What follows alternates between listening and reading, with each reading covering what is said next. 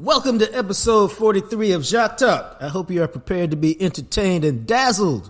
That's right, dazzled for the next hour or so as me and Big Joe and the Big Rig break it all down for you about the Cowboys and some other things going on in the sports world that I know you'll find interesting. This is the holiday season, and so I would like to encourage you, if you want to know what's going on with Deion Sanders, you want a great Christmas gift, stocking stuffer, or you got somebody who's got a birthday in December, right here. This right here. Y'all need to go get it.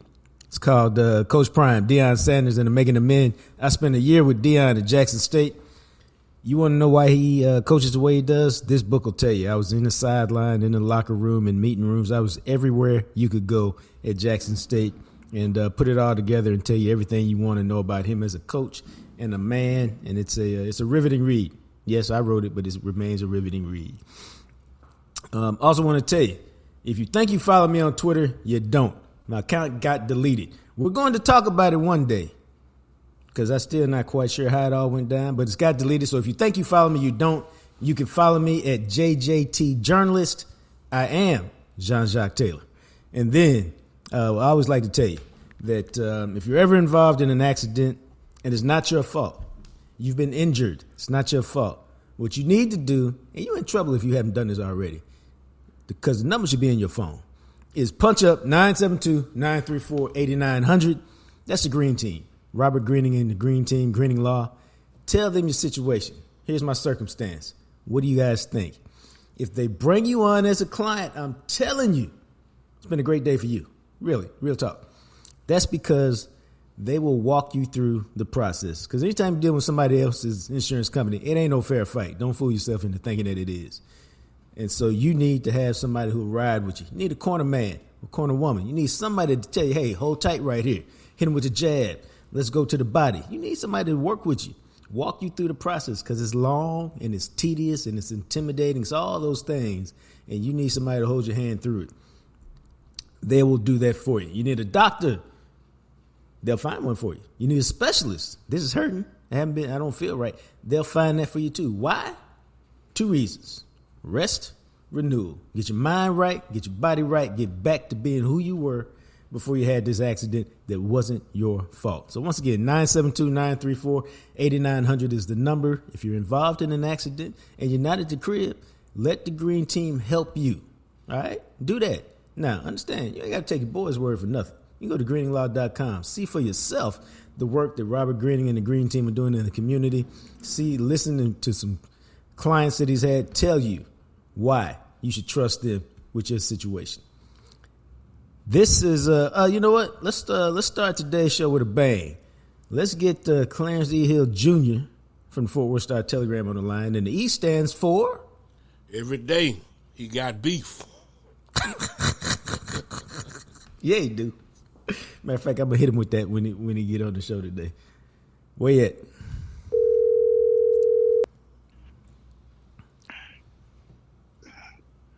Can y'all hear me? Yes, sir. What's going on, bro? How y'all doing today? It's fantastic, man. We're joined by Clarence E. Hill Jr. of the Fort Worth Star-Telegram, presented to you each and every Friday by Smokey John's Barbecue. And y'all know the E stands for what, Coach Hartfield?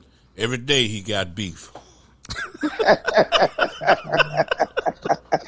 Every day. That man wake up every day. He angry at breakfast. Hey, no beef, man. I'm sorry, no beef. I'll be disappointed if you ain't got no. We're gonna start with this, man.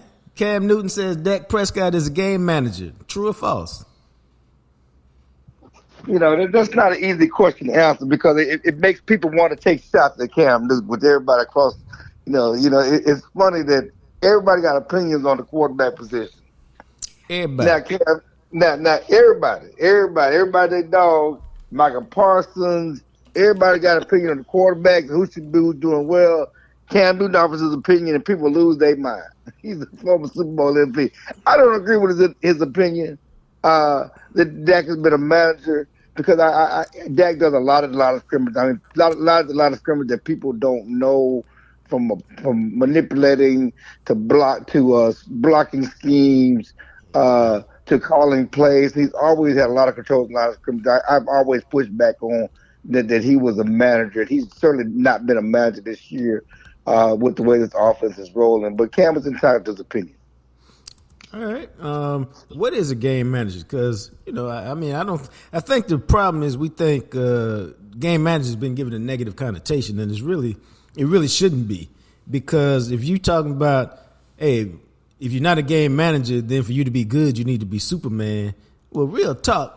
How many quarterbacks are Superman in the league today? There's Patrick Mahomes and who? I mean, you might could say Josh Allen. I mean, you could definitely say Josh Allen, and I think that Josh Allen probably needs to be more of a game manager at times. No, that's what I'm saying. That causes some mistake. Yeah, I mean, I think that people lose their mind of a game manager because it means that you're not, that you're number one. It's probably attributed to being a system quarterback, or that they're doing things for you. Your job is to not lose games, kind of. When the Baltimore Ravens won. Yep, Trent Dilfer. And Trent Dilfer, your job is, we got this great defense. Your job is to not blow the game. Don't make mistakes and lose the game. And I think that's the conversation. Jeff Hostetler. Yeah, and those type of things. You're going way back. They going way back. These young folks don't know about Hostetler. Rich They go way, way back. They probably don't know nothing about Trent Dilfer. But, yeah, you're looking at quarterbacks who main job is to not lose game, not make a critical mistake, and then let your running game, your defense take over. I think that's the connotation that most people have with game management. That's just not how the game is played anymore, because this is an offensive league. You got to score points to win. And I think the Cowboys is a perfect example, because I do believe that Mike McCarthy and the Cowboys came into the season saying, we're going to win this team with our defense. We're going to run the ball and win this game with our defense. And our job is to limit mistakes on offense. I think that you look at the first 5 games, and that's what they were trying to get Dak to do. Let's be honest, to be a game manager, and not make the critical mistake. And then they decided for the Cowboys to win, we got to cut Dak loose. And those were Mike McCarthy's words. We cut Dak loose. What's the difference in the offense since the 49ers? He said, we cut Dak loose. And you see the way they're playing the game. And the dirty little secret right now, at least before last week, was the reason the Cowboys were winning, it was because of the offense, not the defense. It wasn't because of what they were doing on offense, especially punctuated by what we saw in that Seattle game. It was the offense that won that game. Last week certainly against the Eagles was a complimentary game, and the defense had one of its dominant games we haven't seen since early in the season. But right now this is a complimentary football team that has playmakers on both sides of the ball, but the offense and Dak Prescott, as Jerry Jones would say, if the Cowboys will get the Super Bowl, it's because it's the offense and Dak Prescott, not because of defense. True that. Well, So how do you? Cam just trying to get clicks, man. He interviewing any and everybody on that show. He doing his job because we talking about him right now.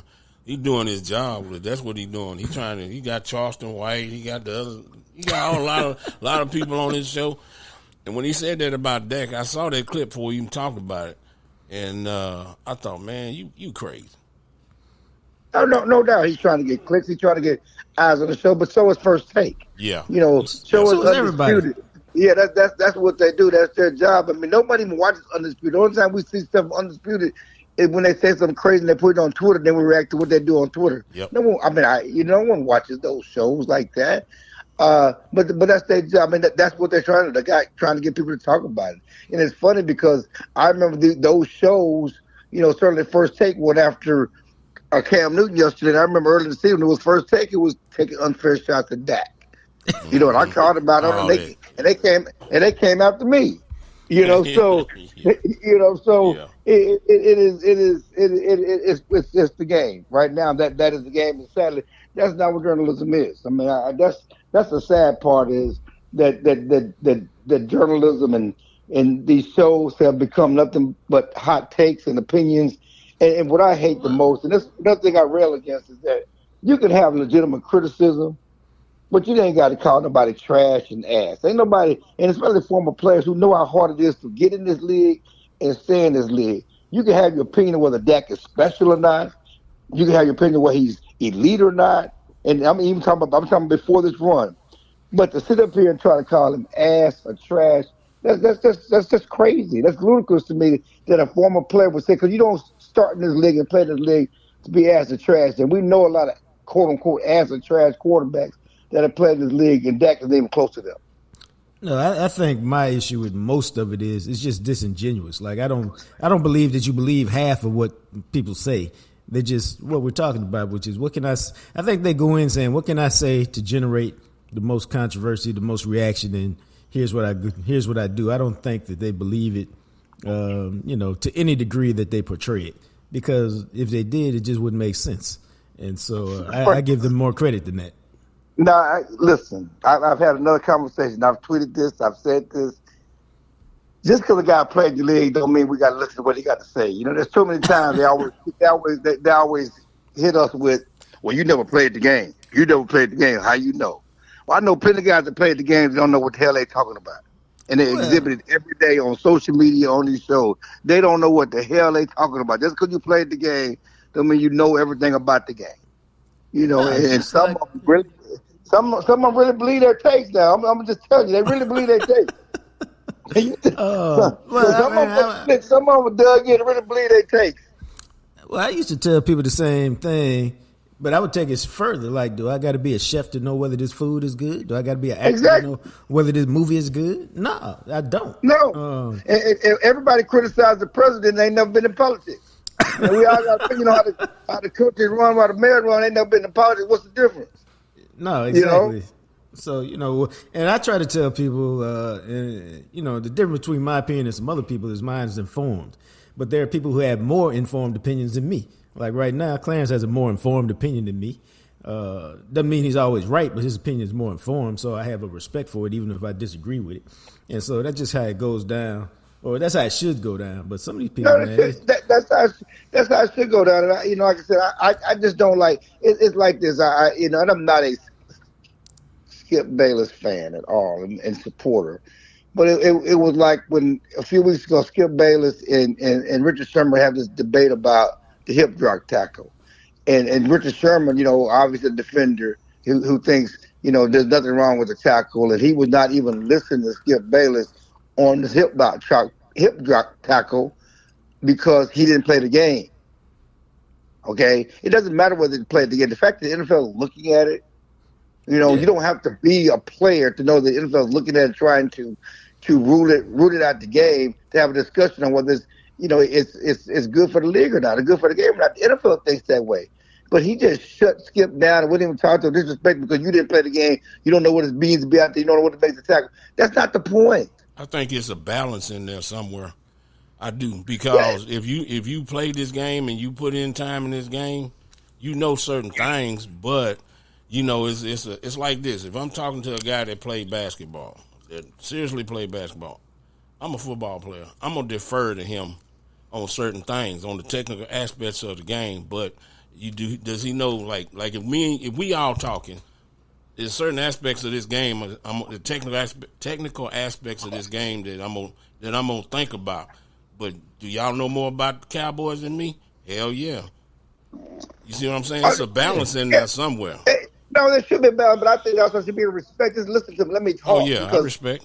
Yeah. That's what I'm talking about. There should be a respect in the conversations, because that don't get clicks and that don't get people talking, they're going on, they're doing this.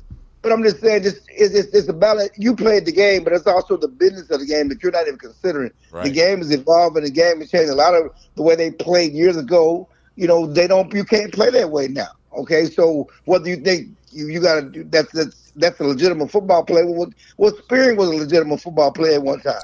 There's a lot of so was the head slap and everything. Did he say the hip drop tackle was okay?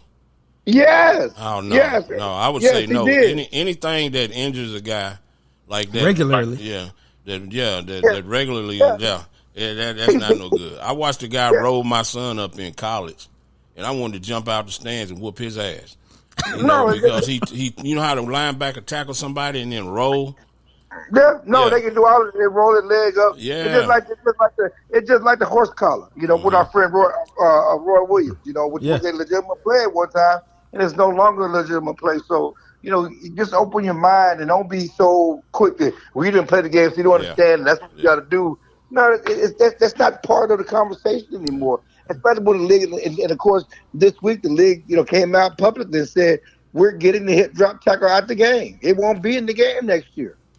No, nor should it Troy be. Vincent, who played in the game, who's runs it, help as part of the NFL executives. They're in Dallas this week, and he said it's going to be out of the game. And Roger Goodell, the commissioner, said the same thing yesterday. As we move on to Buffalo and Dallas this week, how do you see the game playing out? Well, number one, let's give a hand to the weatherman in Buffalo.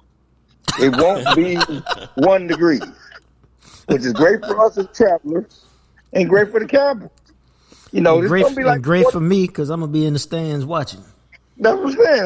I said it's gonna be in the 40s, which is balmy for Buffalo at this time of year, and you don't have to worry about, you don't have to deal with the weather, and so me and McCarthy laughed about that. On Wednesday, you think of Buffalo, you think it's gonna be 1 degree, you got to deal with all of that, and so you don't have to deal with that. So this is just another one of those goalpost games for the Cowboys, right? They proved they can win at home, right? They proved they can beat a winning team at home. Now you got to prove that you can play well on the road. These are things that you have to prove if you want to take this road to the playoffs, because at least as of now, the Cowboys will be the second place team in the NFC East and likely have to go on the road and win some road games to get to the Super Bowl. But it's a big game, and we've talked all about this final stretch. Starting with Seattle and at home, and then the Eagles playing 2 straight teams with winning records at home, and then you got 2 straight teams, Buffalo and Miami, with winning records on the road before you come back home and play a Detroit Lions team that's going to be in the playoffs and then end the season with Miami. But these are all playoff type games, playoff type atmospheres.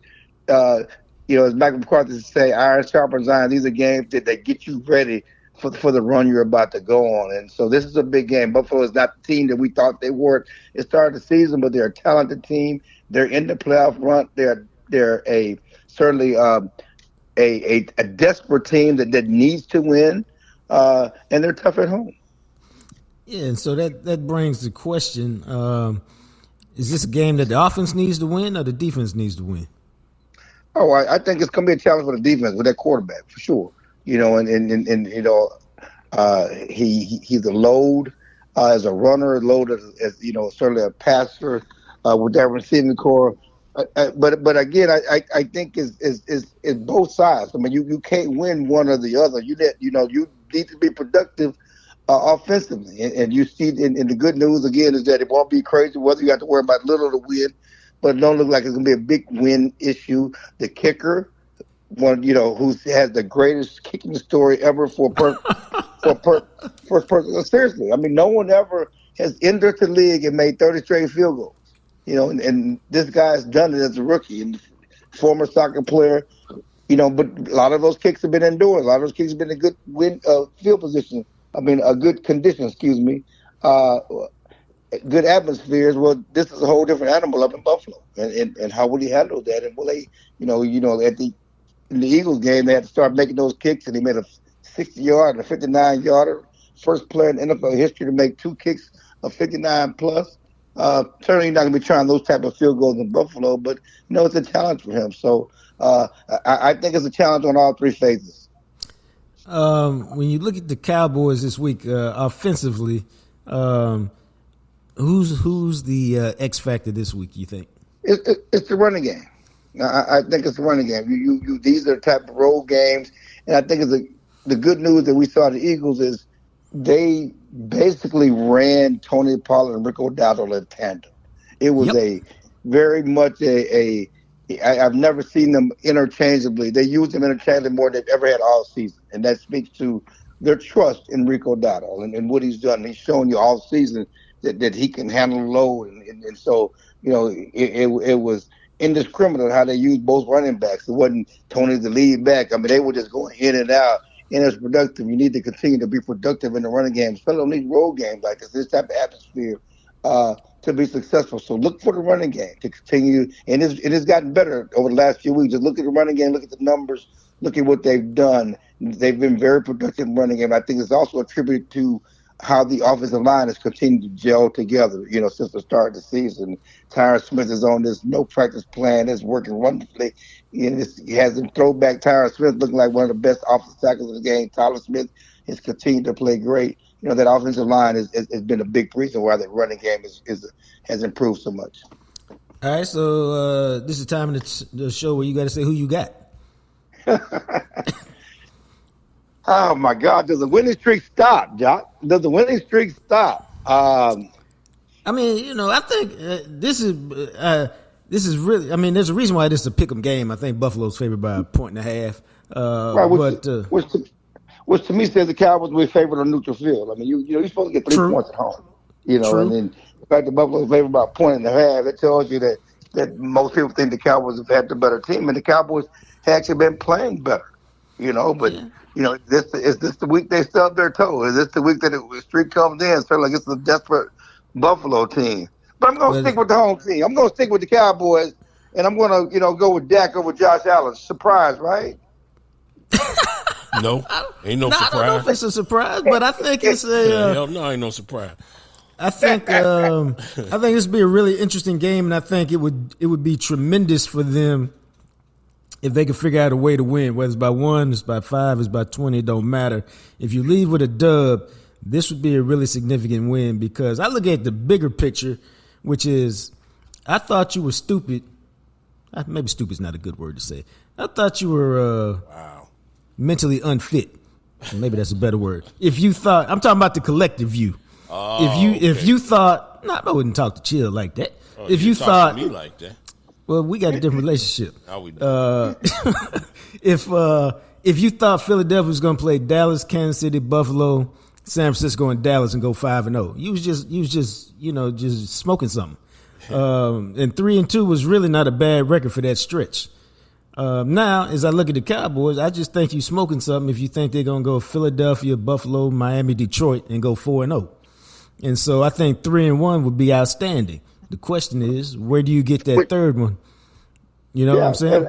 I agree, and I think that this is the challenge. I mean, I think this is the game. I mean, this is everybody. Last week was a big challenge. It was one of those litmus test games, but this is also that. I mean, this is one of those games that's just as important to show what kind of mettle this team has. Certainly, Miami is going to be a tough game in Miami with that offense. But going to Buffalo is just a different animal to a certain extent. And you win this one. You're really saying something about who you are and where you are. And I think that's one thing where the Cowboys looking at it. And I hear you with the Eagles and I didn't want to say it last week. And it's hard to criticize a 10-1 team. Right. It's hard to. But we all saw the Eagles and said, they don't really look that good. They don't look dominant. They won. We're gonna give them credit for winning games. We're gonna give right. Jalen Hurts credit for winning games in the fourth quarter. But Jalen Hurts don't look like Jalen Hurts of last year. This 10-1 don't look like the 10-1 of a year ago. Yeah, they got by Kansas City, and we did really like we see Kansas City not who we thought they were, and some other games like that. But this don't look like 10-1 of a year ago. The difference between the Cowboys in their stretch and the Eagles in that stretch is that the Cowboys are playing their best football. The Eagles weren't playing their best football. The Cowboys have looked like, and not just record-wise, but looked like on the field one of the best teams in the league. Eagles did not look like that. It looked more like the Vikings of a year ago, where that 10-1 was fool's gold. And to be honest, they just finally got exposed and blowout lost for the past 2 weeks, but they haven't looked well for much of the season. That defense is one of the worst in the league. That offense is certainly has no rhythm to it at all. So I think it's a different conversation. We talk about the Cowboys navigating their schedule and the Eagles navigating their schedule because of how the two teams are playing. But yes, these are tough roads to hoe. And I think this Dallas team is different. I think they've evolved since San Francisco, and so I'm going to pick them to win the game. I think it's going to be a high-scoring game. But I talk to my dude about this all the time when he was a player. And we talk about it now when we watch games together. At some point, somebody got to go make a play if you're going to go win. And I think the Cowboys have more guys capable of making plays on either side of the ball than Buffalo at this particular time. And so I think somebody from the Cowboys will go make a play to help them win a game in the fourth quarter. I got Dallas winning 38-35. Yeah, it's most likely will be a high-scoring game, and I see that. Yeah, when you talk about more players that make plays, I mean, to have Stephon Diggs in your back pocket, Everybody's been talking about Deron Bland, Deron Bland, Deron Bland. He kind of gives up some plays against Seattle. And, hey, you know what? I got this former defensive player of the year, possible Hall of Fame candidate in my back pocket. Let him go put him on your best receiver, and they put him on DK Metcalf. He did nothing. He's followed AJ Brown all over the field. Although AJ Brown ended up with 99 yards, a lot of it was, in when the Cowboys up by 20 and he forced a fumble. I mean, Stephon Gilmore is man, he's a dog, and it's funny because he is such a understated, low key guy. I was mad, and what does mad look? Because you don't sound mad. He put a short with his play, and he's fiery inside. He's not fiery outside. He's fiery inside. Yeah, when you talk about talk about the dogs and players who are making plays, the Cowboys are finding players on defense and even offense. You saw Michael Gallup, kind of show back up and make the plays tonight. They got more than one or two weapons, and really that's been Buffalo's problem is they rely too much on Diggs, or they rely too they rely too much on Josh Allen. They don't really have a number of other guys who can step up. And you talk about the injuries they've had on defense. So the Cowboys have more talent. They should win this game. Before we let you go, we always got to check in with you on a couple of non-Cowboy topics. Malik Murphy entered the transfer portal. I figured he would. I didn't know if I don't think he wanted to enter it now, but maybe circumstance didn't really give him an option. How did you see that? No, he didn't want to enter it now, but again, it's the timing of the transfer portal, and it's the best thing for Malik Murphy. The Texans would not be in the college football playoff if Malik Murphy hadn't won a couple of games for them. No matter how you thought he played throughout those games, he did live in the victory in those games, and they would not be here. So they give a lot of credit, a lot of thanks to Malik Murphy. He's a class act, good kid. And this is a situation, coming into the season, everybody thought Quinn Ewers would have a great season and be headed to the pros. And then it's Malik and Archie Manning battling for number one. Well, that's not how things transpired. Yes, certainly Quinn Ewers had a good year. He has Texas in the college football playoff. But because of injuries, because he really only started 2 years, he's decided I need to come back and get some more seasoning. So, and then that's Texas, because you don't want to go into the SEC with start the new quarterback. You got a veteran quarterback going to the SEC. That's good for Texas. And the best thing about it for Quinn Ewers is he needs to. I'm not Quinn Ewers, but Malik Murphy needs to go somewhere and play now. And he can go and with the portal and with the money they play in the portal, he can go get paid, go play, and start his process of getting ready for the pros. So it's great for both sides. It's a business. College football is a business. You got to do what's best for you. No, absolutely, and I do love the way Sark handled it because he said all the right things as he should have. But so many coaches still be tripping. It's okay for me to get rid of you, but now you leave, and I feel a certain kind of way. So I was glad Sark handled it the way he did and said what he did.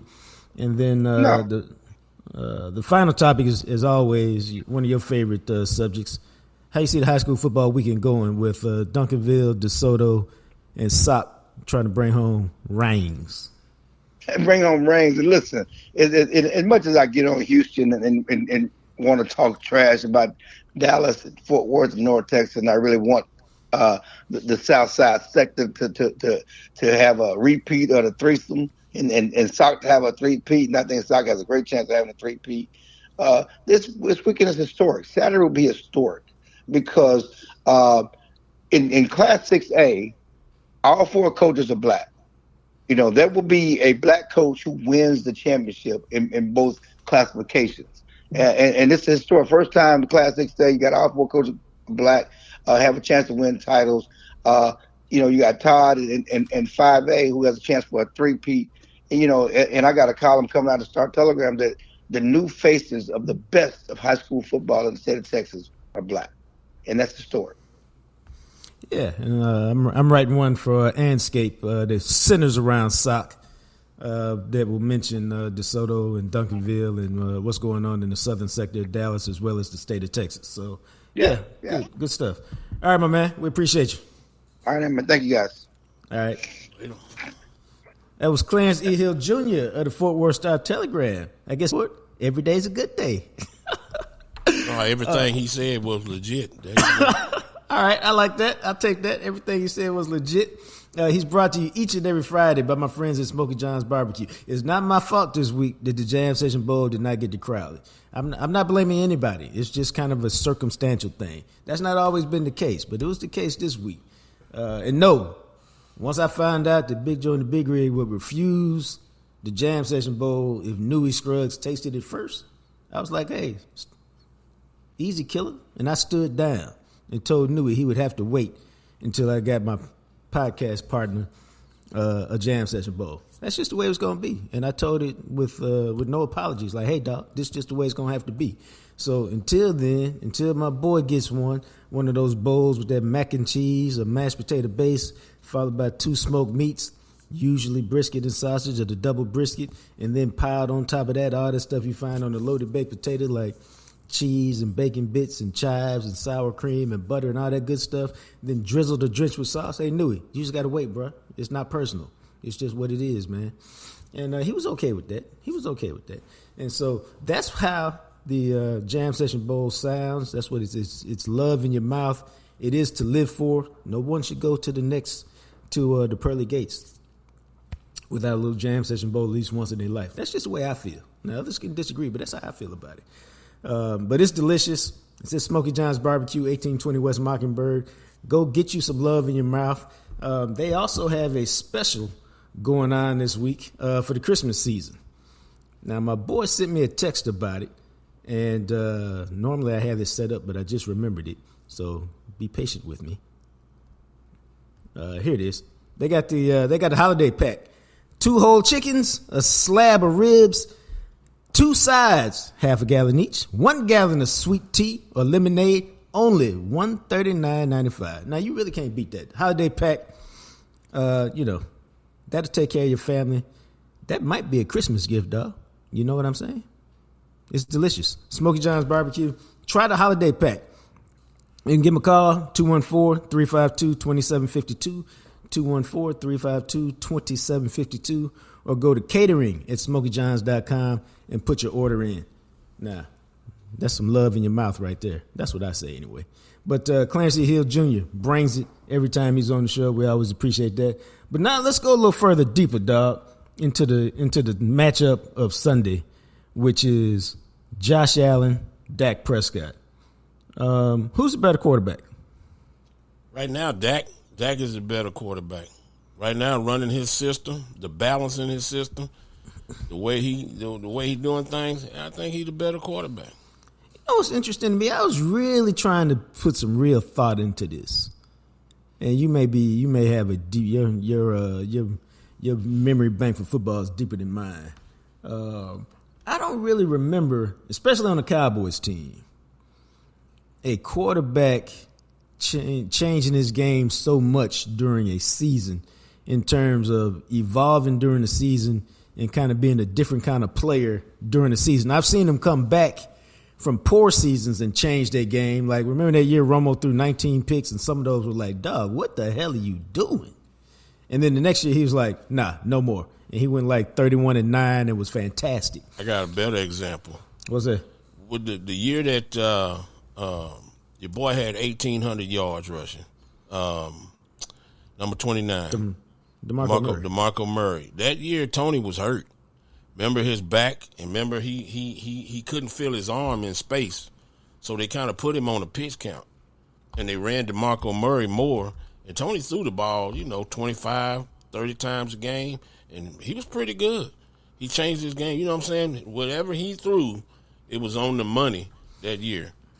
All right, now that's you know what? That was the year. That was the second year after what I'm talking about, and you make a good point, because in the previous 3 years before that, really the previous 4 years, he had 550 attempts. Then he was hurt one year. Then 522, 648, 535, and that year they went 12-3 with him as a starter. He only threw 435 attempts. Yeah, and completed damn near 70%. He was 69.9 with 34 TDs and 9 interceptions, averaging 8.5 yards an attempt. So he was busting your ass when he did throw the ball. When he threw the ball less, you know. And that's really one of those years we all disappointed by, because that was the Dez should have been the catch, what the catch should have been the catch. Yeah.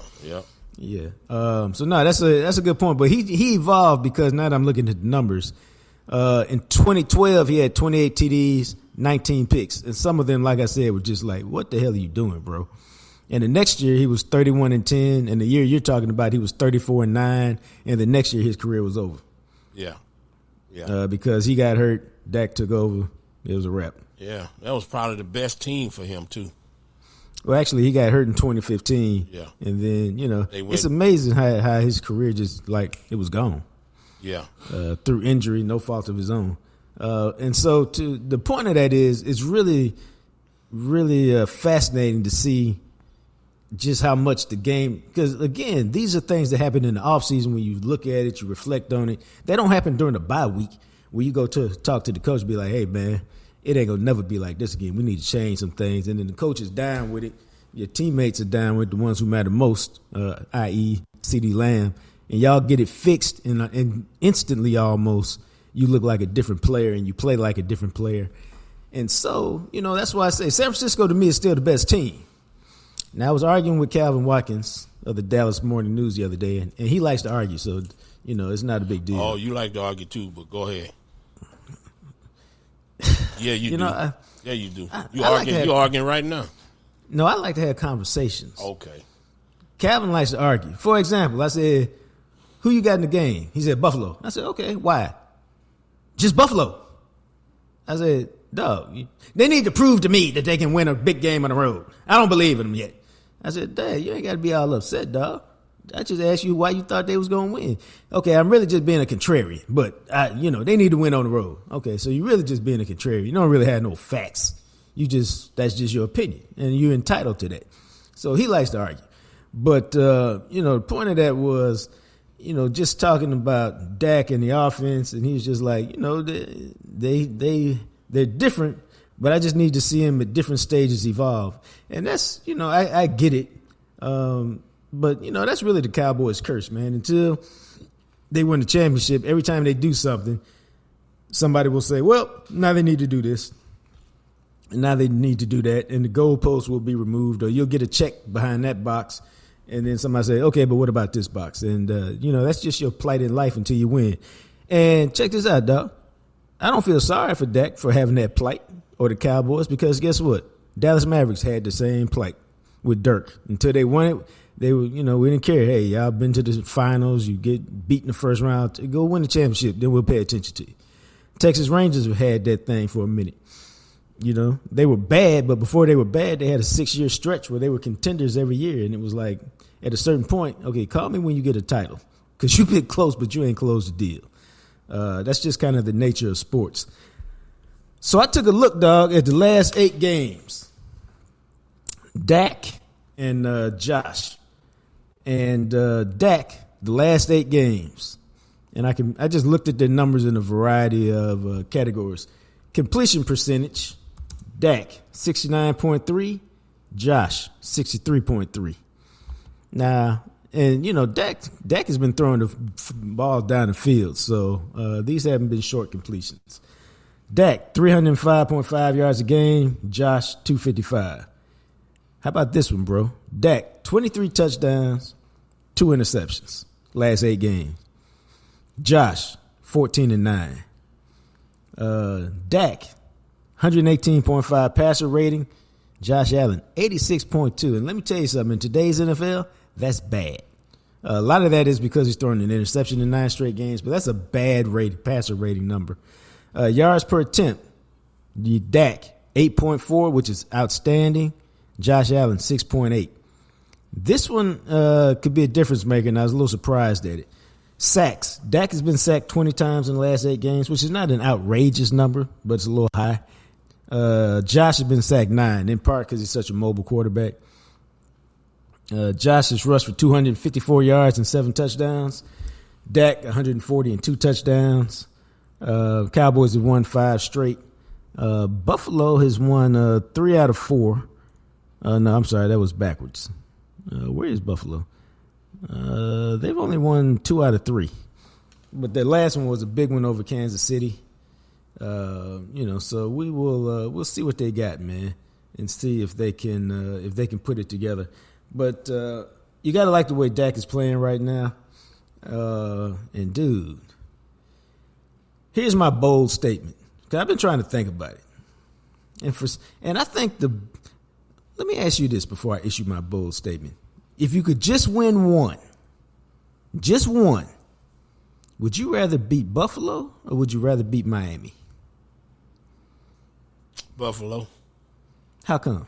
Because it's cold in Buffalo. It's a road game, and that's going to bode well for your future because you might have to go to Philly, and it's cold and it's a road game, hostile environment. Miami means less because it's going to be, it's Miami, but that hostile environment in Buffalo, that weather, all of that stuff, you pull your team together. That's the copy of the Philly game in the weather, the hostile environment, and the style of play. Because you're going to be chasing a mobile quarterback regardless. I think it make a difference that they just played Jalen Hurts. Right. Because they got to stay in their lane when they rush Josh Allen. Yeah, they do. They're not the same player. Like Todd was saying, he thought Josh Allen would rush for 100 yards. Well, is that design runs or is that off the bounce, off the scramble? Right. See what I'm saying? It's a difference.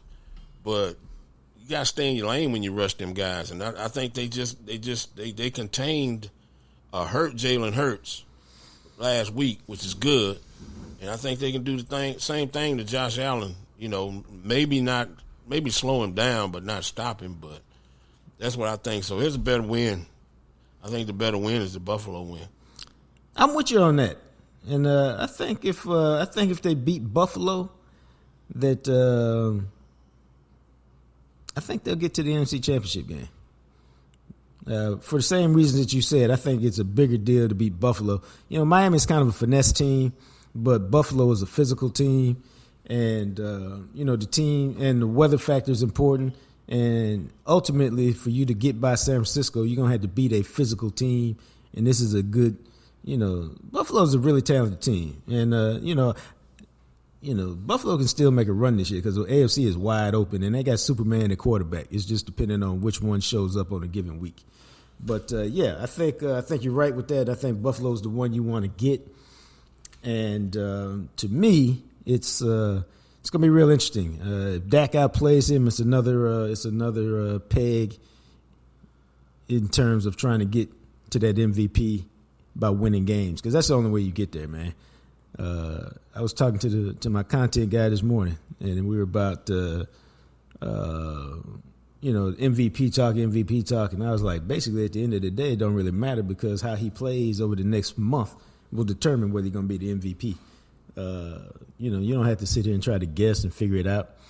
The story will be told, and it will all be revealed to us. And here's what I think, man. I don't even think it's going to be that complicated. I think it'll be very clear whether he's the MVP or not, based on how he plays in the next 4 games.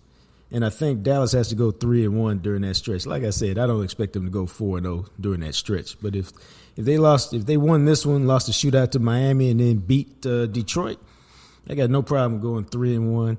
And and feeling good about yourself heading into Washington for that final game and then the start of the playoffs. What do you think? The way them teams are playing, that we all talked about, they could win them all. It's crazy how we talk about the way a couple of weeks changed things, but Miami just went down to Tennessee. Detroit lost to the Bears. I mean, if them teams keep playing like they playing, which they might not, but Cowboys could win them all. They could. I think it's they could definitely win them all. It's possible. We didn't think it was possible, and you are correct in saying, hey, if they lose one, it's okay. We didn't think that, but that's the fluidity of sports right there. That's the whole thing right there. It's like, a couple of weeks ago, a month ago, they got the head caved in by San Francisco, and all was done. And now, we go on a run, and those other teams seem like they kind of not, where they look strong. What happened to Miami with the 70 points? What happened to that team? So they stoppable after all. They can be stopped after all. You gotta play. You gotta play good in this league. I think the issue, and this is just me, your boy.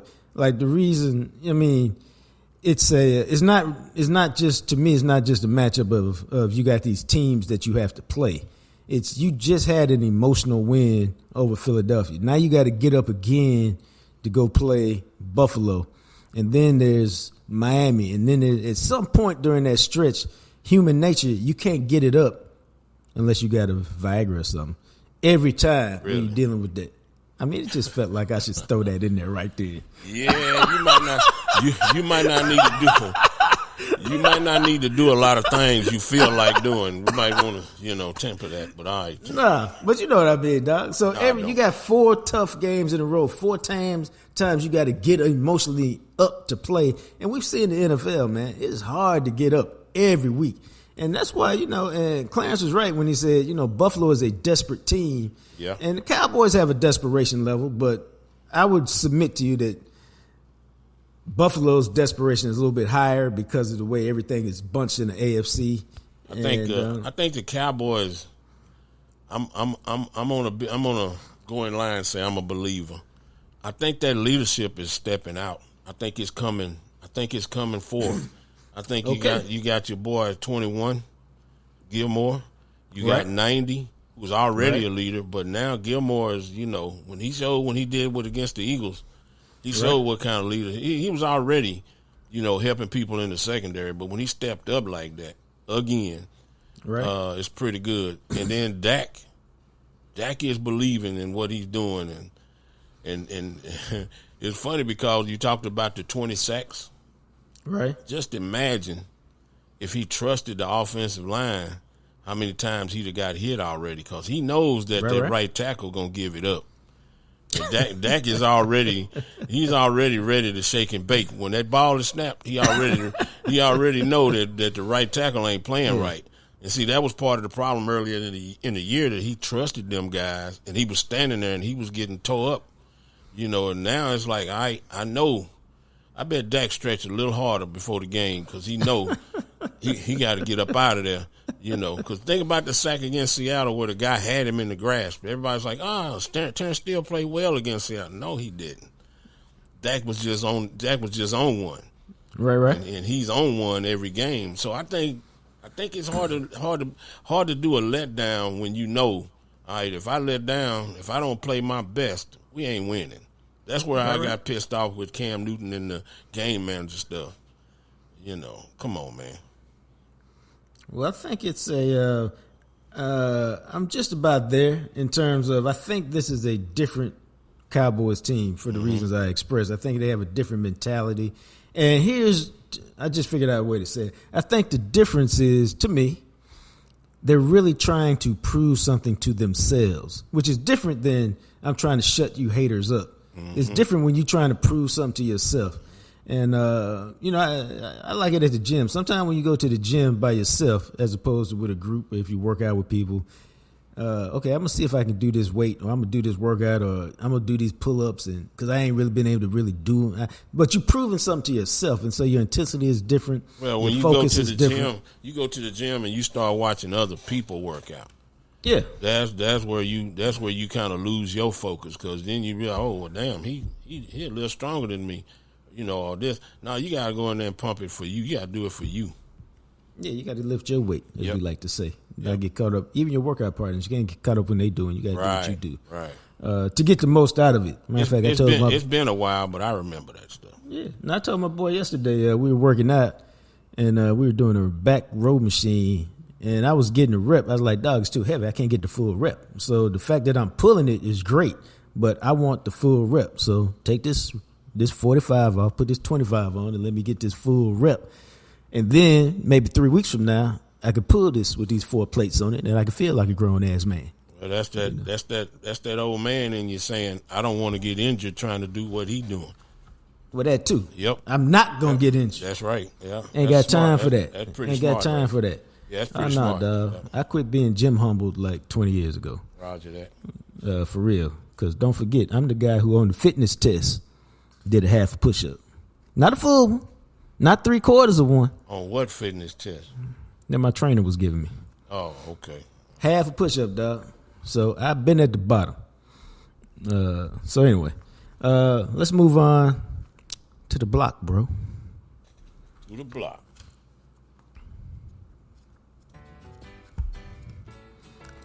I don't know why this music is so soothing to me.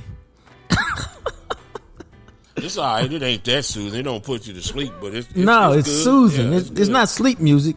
It just puts me in a relaxed state. I feel good whenever I listen to it, which is funny because I was not a big Welcome Back Kotter fan. I thought it was too silly a show for me, which is one reason I don't see a lot of comedies because I don't like slapstick. I like intelligent comedy. Well, but anyway, I'm not gonna get it. Welcome Back Kotter was always coupled with Barney Miller, so and I didn't like Barney Miller either, and I was probably too young for Barney Miller's humor. Yeah. That's probably above my head. Well, that's like MASH. I couldn't stand MASH when I was younger. I could get that. Then later on, yeah, and when you rerun that stuff, a lot of those shows became my favorites. Pretty good shows. I can see MASH now. Like, I didn't like MASH as a kid either. That was too much adult humor over my head. Yep. I would never get that. Yep. Then when you throw the war in there and the political statements they was making on the slide, that was way too much for me. Although my mother used to like it, which is why I was watching it, because she was watching it. Yeah. I had a great time this week. My son turned 20, which is a big number to me. 18 is a big number. This is just me. 18 is a big number. 20 is a big number because you hit that second decade, and all the times you tried to kill yourself as a 5, 6, 7, and 8-year-old, you were clearly unsuccessful. 21 is a big number. Then just to me, your next big number is 25, and then 30. And then you start hitting them decade big numbers, not the mid so much. That's just me. So 20 was a big number, and I got a little fortunate. I got involved in one of my boys. I don't know if he wants it out there, so for once I would use some discretion and I put his name out there. Yeah, for once. I took responsibility for once. Yeah. Because I'll put your business out there in a minute. Yeah, you do. And you did, and you will. And you know why I do that, man? Don't need to. Because the show is family. So I'd like to share. I like to share with the family what's up sometimes, and treat people like family by telling them stuff we would say if we was hanging out at the family dinner table. By telling their business, you gonna treat them like family. Yeah, family tell you business all the time. Then they talk about, oh, I'm sorry, I misunderstood that. I'm sorry that now that whole family know. They don't broadcast it over the airways. You know what? Let me get out the way. Thank you, appreciate you, dog. Go ahead. I wonder how long it would take you to figure that out. Yeah, but I'm trying to save you from you. That's what I'm trying to do. But what happened is my boy got season tickets to the Mavericks. He's got great seats, and he sent out an email, and he mentioned it. Maybe that's what he did. He said, "Hey, every year I do this with a few people because I'm not going to all the games." He said, "So if you would like to, 2 tickets and a parking pass is whatever it is, $200. That's how much it costs every game. So if you would like to buy some of these games, let me know, and I'll include you in the lottery." And how the lottery works, there's a point to this. How the lottery works is he gets all the people who say, yeah, I want to be a participant. And what you do is you take the 41 Dallas Maverick games and you just rank them in your personal importance. These are the tickets I want the most, the second most, the third most, and so on and so forth. And then when everybody has submitted their list based on seniority, who's been doing this the longest with him, it's like a draft. And so I was fortunate. I got 4 of my 5 picks that I selected as the games I most wanted to attend. One of those just happened to be the Lakers game. And it just happened to be the day after my dude's birthday. And so I had told him, and I did all of this in September, I think, or whenever the tickets became available. And I had told him, hey, I got your birthday gift. Make sure, I said, but I need you the day after your birthday, so don't schedule anything that night. Now, he didn't put 2 and 2 together, which is good. And so we went to the Lakers game yesterday, or whenever they played, Tuesday, and had a blast, man. We took an Uber over to the game. The seats were fantastic. And what else could you want from a experience like that, man, than for Luka to go like 33, 17, and 8, for LeBron to go like 38 and 6, for Anthony Davis to go 34 and 10 or whatever he did, for Tim Hardaway to score 30, for a guy like Dante Exum to go 7 of 9 on threes and score 26, and the Mavericks win. If you're a Mavericks fan, Dante Exum, damn, and he's a Mavericks fan. And at the end of the game, man, we're talking, and he goes, "Hey, this was a great game, Dad." I said, "Man, this was." I said, "Yeah, because all the superstars showed up and showed out." Luka made a couple of fantastic passes. He made one shot, and I can't really even describe it, man. But he came down the middle, backed out, did some kind of half pirouette, step back three over LeBron and Anthony Davis at the same time. It was incredible. And then a lot of y'all saw that pass he made, because I think it made Sports in the Top 10, where he's down on the baseline and literally put the ball behind the dude's head and with one hand pushed it out to the three-point line, and I think Exum made a three. So he's phenomenal. And, but the point of this is it was, and me and my son like to do this, it was a great time just hanging out with him at a game.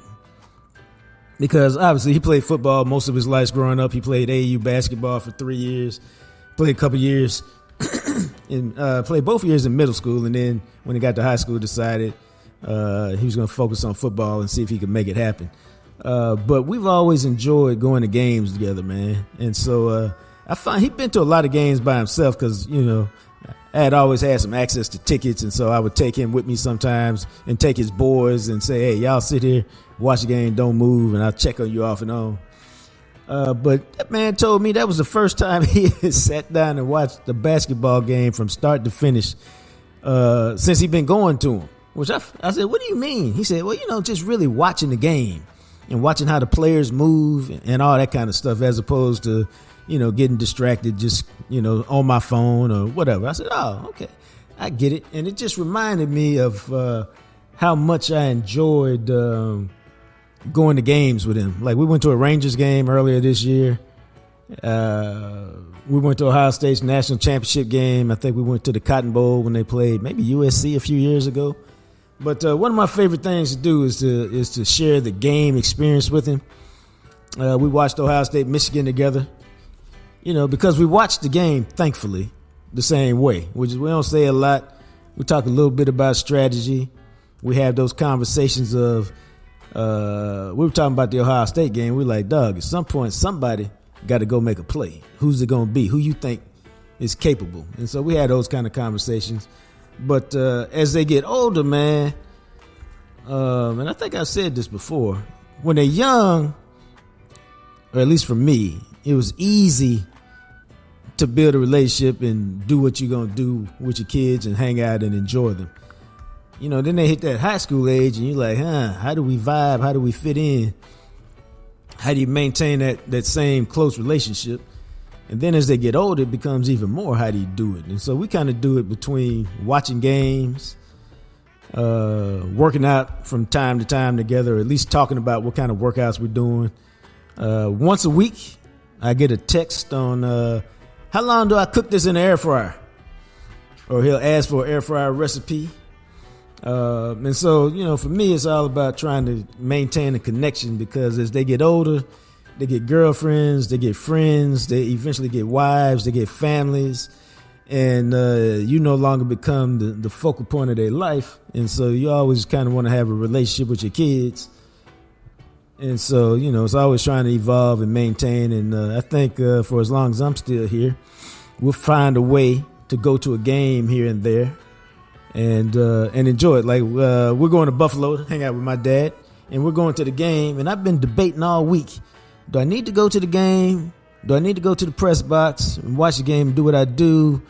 Do I need to not go to either so I can do the podcast after the game? And so, I kind of figured out what I'm going to do, but I should probably tell Big Joe and the Big Rig before I tell y'all. Otherwise, I get a lecture about how I'm telling all the business before I reveal it to him. But, I could reveal it to him, and then we would get a true opinion of what he thinks about it. Because I don't know if y'all know, just like Dak has evolved in the offense, Big Joe and the Big Rig has evolved. Y'all notice he don't mind cussing anymore? Y'all notice he don't hold back talking about me badly. Y'all whoa, notice that? whoa, Y'all know. whoa, Y'all whoa. notice that? Yeah, It's he's feeling very comfortable with him, and that's good. I've spent the first month trying to tell him, just be yourself, dog. No, you don't have to be no, different. no. Just be yourself. Don't. And finally, he's himself. Y'all notice how short he is with me, how he expresses himself now? I've been Really? waiting to get this. I've been waiting to get this, and here it is. You just went through all of that talking about your boy, Yeah, buddy. and it was all good. Yeah, buddy. And you jacked up the last part. Because I think you might do. You don't want this smoke I got for you. You don't want it, dog. I'm just telling you, it ain't about evolving. It's about you getting your ass out the way.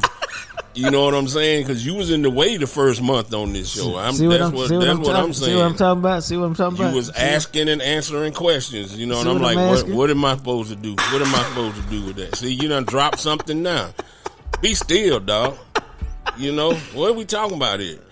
You know what I'm saying, hey, you could have left me out of that whole thing. And it's only one person on this show that like to drop that MF. And I keep trying to get you to stop doing that. I talk about a 12-letter cuss word, man. I know. And I appreciate that. You know what I'm saying? I appreciate that. You know. I love that. I appreciate you toning that down. But see, you could have left me out that whole thing, right? I was getting warm and fuzzy feelings right there. But all right then. You know, I'm sitting there going, all right then, I guess. I don't know. But that's one of my favorite things to do. Anyway, we'll see what happens this weekend. But we're gonna watch the Bills game some way, shape, or form. And he was looking forward to it, dog. I don't know about your sons, man. In this respect, were they Cowboys fans growing up? Yeah, most definitely. All right. Did they stay Cowboys fans? Yeah, we when we used to watch games together, especially coming up, I was teaching them the game. And then Right. Like my oldest son was corner at first, and we talked, my thing was when the ball was snapped, what is that? What coverage is that? Did the corner bail? Did he press? Did he move to the side? So we get a little more technical with the game and stuff. I think the one of the best games we ever went to was when we went. You got us some tickets to the Cotton Bowl. I think it was Army in North Texas. Who knew? And it was pretty good, because he was a running back by then, and Right. a lot of times he would be pissed off because a guy would take the wrong angle, or he should have bounced the kick return on the inside, and Right. then North Texas kept firing that damn cannon. Now I'm sitting on the Army side, Right. and every time they fire that cannon, about 30,000 people jump, and it's like they need to point that thing somewhere else when they score a touchdown. Right. Yeah, we went to games and stuff like that, and we broke down stuff like that, and it was more of a technical side because they had an easel, and we was drawing plays up on that for a long time. Is that right? Oh yeah, well that's why he became a good player. Yeah. Well, we what's the word I'm looking for? Is I was thinking about it the other day because we've been to a lot of games lately, just through circumstance and happenstance. Because we went to the Lakers game the other day, obviously. Then we went to watch DeSoto and South Lake last weekend, and the weekend before that, we were at DeSoto and whoever they played to get to the South Lake matchup. And then I was thinking back to one of the things I did with him as a kid, man. I need to ask him how much he remembers about this. Is I got him, his favorite player growing up was Kevin Durant. Like, he had one of them big 7-foot wall stickers in his room of Kevin Durant when he's with the Thunder.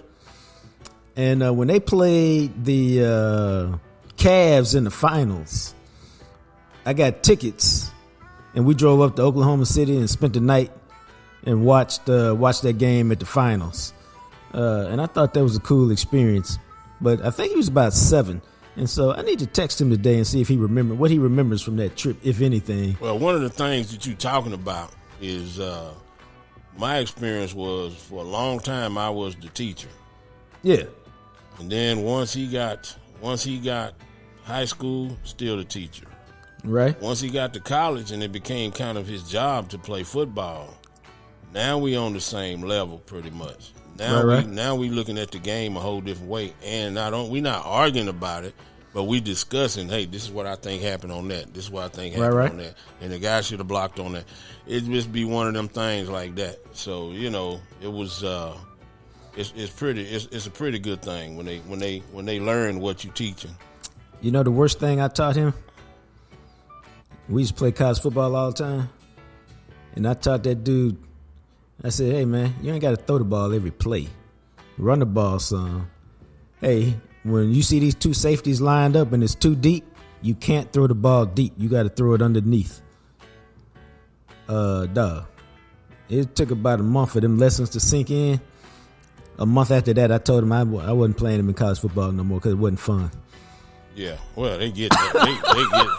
They get like that. Kids get like, for most definitely. I went from whipping his ass and having fun to that joker whipping my ass about 3 times in a row, so I knew it wasn't a fluke. I'm like, hey, man, I'm done with you. It's like the last time I beat him in basketball. It was like 10-9. I was like, I'm good, man. Yeah. We don't need to play no more. I'm going to be like Elway. I'm going to go out with this title right here. Yeah. But that's them fighting. Well, them fighting games, too. I quit playing them. Now the damn sports games, 2K, no. Madden, I kill everybody, but... The 2K and the fighting games with all that fast twitch hand stuff. Yeah, man. Yeah, no. I only win fighting games on Christmas Eve or Christmas. After I got to go back to work and come back, they be killing me. So I quit playing boxing, fighting, all that stuff. Yeah, they pretty good at that. My youngest son do tournaments with that stuff now. So that's our trip around the block this week, man. Fathers and sons and watching games. It's a good thing. It's a good thing. Oh, and trying to blow Big Joe up. Big Joe ain't gonna get blowed up, dog. I do the blowing up, dog. See how you brought that up? I was done with that, man. I'm not you done. brought that up. I'm not. You can't be you done brought that with up. It. How you gonna be done with some stuff? You brought it up. Please. Come on, man. All right, dog. Let's get out the block, man. You being honorary now. Really? See, I told y'all I don't be making this stuff up. They can hear it for themselves, man. Yeah, they hear you low key trying to talk shit. That's what they hear. No, man. I ain't low key. I'm not low key nothing, but I got you. I got you. I thought we should spend just a little bit of time.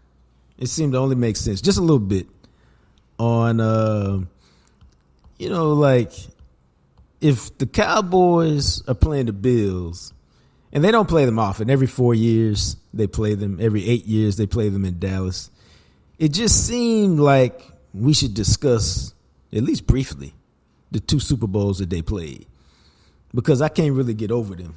I mean, that's why they're connected, and they were always connected to me. Why? Because I grew up a Buffalo Bills fan, and you got to understand how this went, man. So I have loved football. It's the only sport I remember loving from the jump, from the time I was a little kid. I liked basketball, but football was always my thing. And I was a Buffalo Bills fan because I lived in Buffalo because both my parents were doing their doctoral work.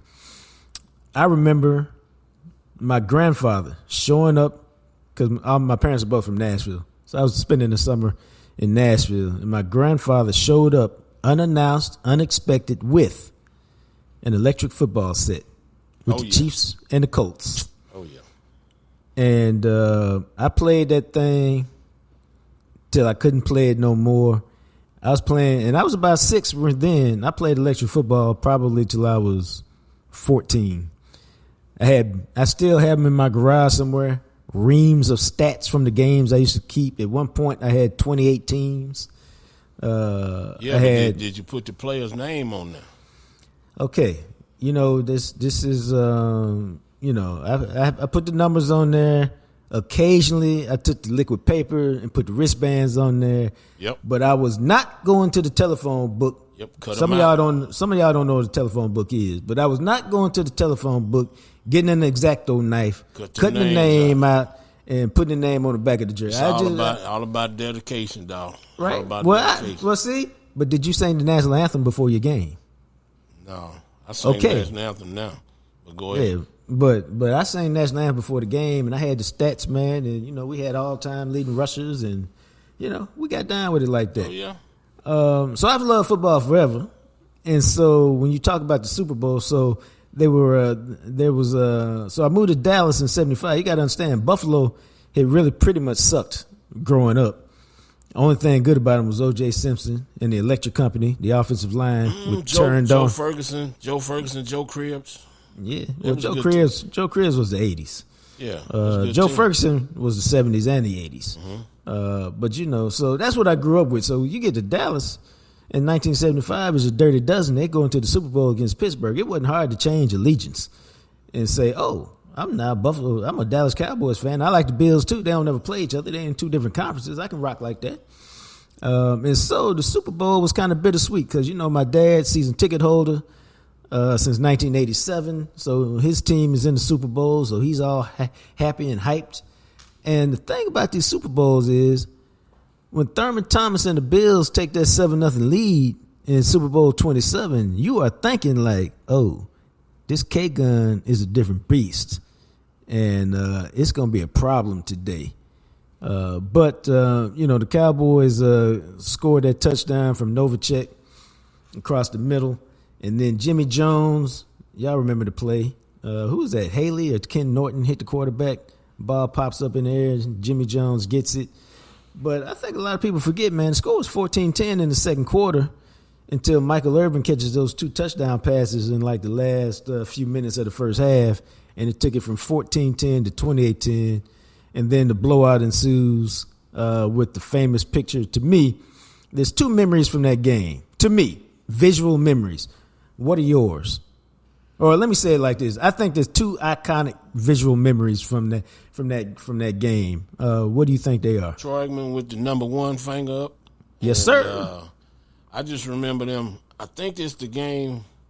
It might have been the next game, but one of them games, Emmett ran the ball 7 straight times. No, it's the other game. Yeah.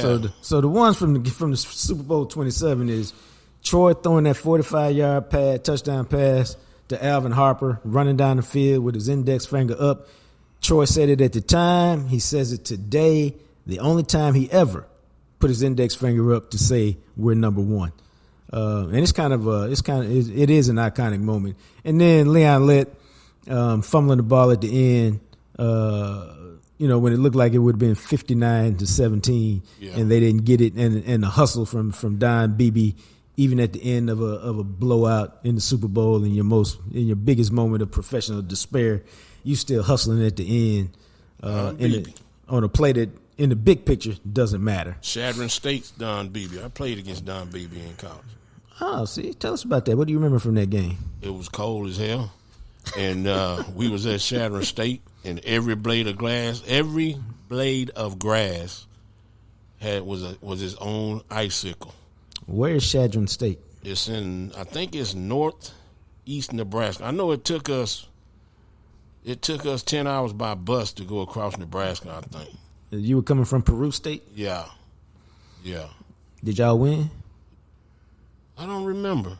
I just remember it being cold. I don't remember, but I think we did win.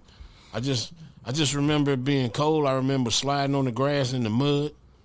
And pretty soon the field turns into slush, like mud slush. It's cold as shit.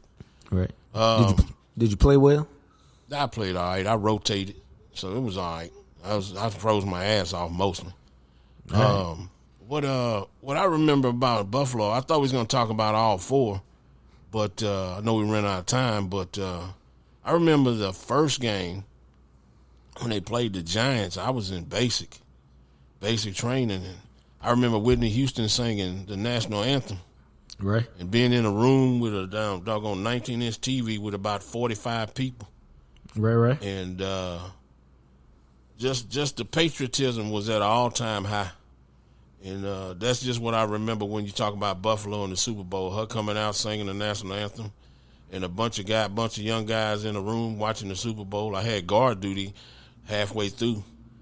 But, that's what I remember. Then the next year, watching them play Washington in a similar situation in a doggone tent, freezing my ass off in Korea. And about 50 guys watching a 19-inch TV. and you couldn't move the whole game because if you move, you lose. You're not getting your spot back. So you didn't drink nothing, you didn't eat nothing, you didn't want to have to go to the bathroom, so you sat there the whole Super Bowl. I know I did. I was numb when I got through watching that game. But that's what I remember about them Super Bowls. What I remember about them as a totality is that I was rooting hard for Buffalo in the first one because I loved the K-Gun. I loved Thurman Thomas. I loved Jim Kelly. Loved the offense. The Giants were the arch enemy anyway. And so I felt really bad. And then I wanted my dad's team to win. And I felt really bad that they missed that field goal at the end. Scott Norwood. I was rooting for the Giants because Epsom Walls was on that team. I feel that. Yeah, that. Yeah, but I did like the K-Gun. Who did? If you're a true football fan, you gotta like that offense, man. They was cold. Oh no, they was straight. Kenneth Davis was there.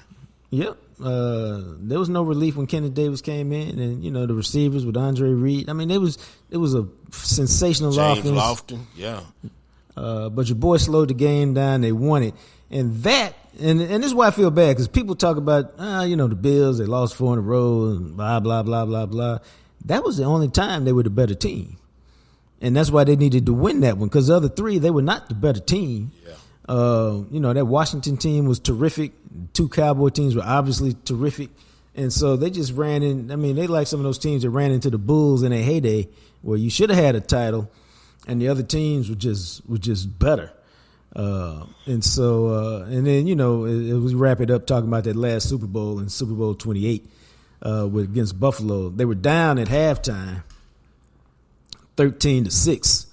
They looked out of sync. Buffalo had lost 3 in a row, and Buffalo's like, we got to get 1. And then that's when they came in and started that second half with, hey, we finna put this thing on.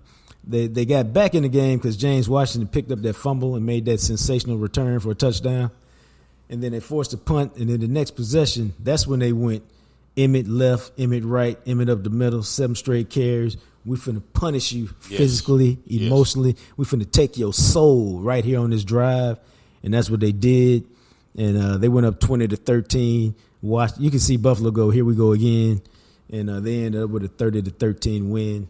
Kids back-to-back Super Bowl champs. Obviously, they ended up winning 3 out of 4, which it was unprecedented at the time, and nobody did until New England won 3 out of 4 in the early aughts. But that was the drive of a lifetime with Emmitt Smith. Yeah, it was.